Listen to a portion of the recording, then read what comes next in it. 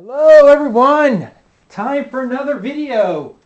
Remember, visit VoteMD.info if you want to read about the upcoming Maryland election. Go to BaltimoreHourly.com. That's my blog. Hopefully it will expand to be something much larger soon enough. I wanted to quickly comment on my previous video.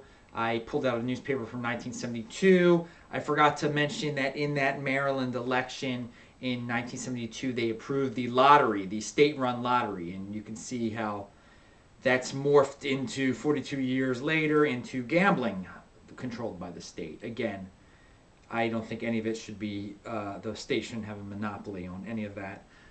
So the big news in down at City Hall, there was an empty seat in City Council, the 11th District. Bill Cole went on to bigger and better things.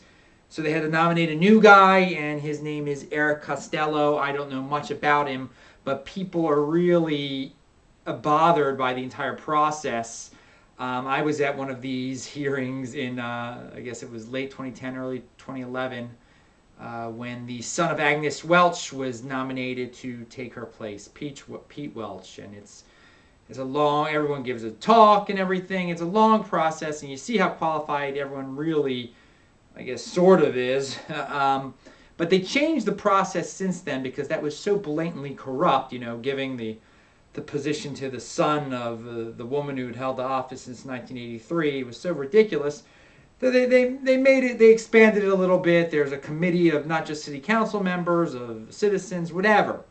And this committee, in all their wisdom, it decided in 10 minutes that Eric Costello was the right guy, or less than that, even though they had heard hours and hours of testimony. It was blatantly obvious that the fix was in, that this guy was going to win anyway.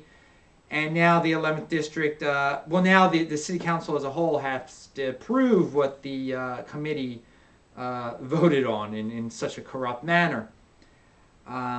So people are like, oh, you've got to, say stuff. Let's do some things. Well, I have some suggestions on what you can do. Now, another thing that you have to remember here is that this is expected. Look what they did in 2011 with Welch's son. This is the same type of thing. I wrote about it then. I warned about it then. And it just continues to this day. It's just a different show, a different way of presenting itself now with this more complicated version of nominations. At the same time, also, the citizens of Baltimore voted to give the current city council a 5-year term instead of a 4-year term. So the election isn't going to be until 2016. So you're stuck till whoever they nominate until 2016 instead of 2015. And this is your fault, Baltimore City. You were also warned about this, how foolish it is to give these people an extra year. And this is what you get. Things like shenanigans like this. So what I would suggest is that they think Jack Young is behind this. Okay, so this is what you do as citizens of Baltimore. You go to Jack Young's campaign finance site on Maryland. You can look up the campaign finance, all the donations of every candidate. And I've done that, actually. And you just pick a person. Like here, I see a guy named Joseph Haskin who lives at 3708 Timber View Way in Reisterstown, Maryland.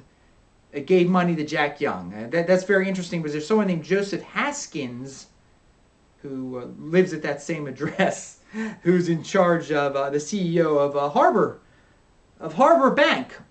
So from there you can say, well, you've got to hit these politicians where the money is coming from. You got to hit them with the money.